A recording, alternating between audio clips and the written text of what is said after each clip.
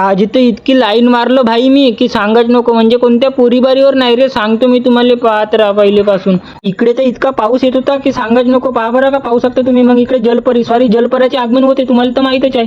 Line म्हणजे मी A4 साईजच्या पेजेसवर मारत होतो रे. आपल्याला असाइनमेंट खूप लिहायला लागते, तुम्हाला का माहित आहे.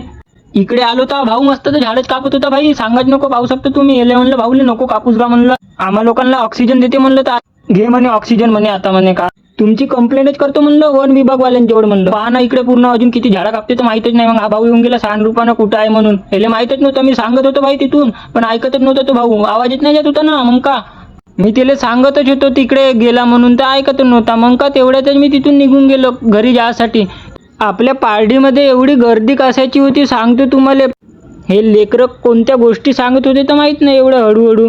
तेवढ्यातच आम्ही इकडे भवानी मंदिरमध्ये येऊन गेलो. ते इथं पण एवढी गर्दी होती, कारण की उद्या मग नवरात्र चालू होणार आहे ना. इकडे सगळे दुकानं वगैरे लावण्याची इकडे तयारी चालू होती. नाही इकडे झुले पण लागून गेले. ते पहा बरं का, पाहू शकता आतापासून.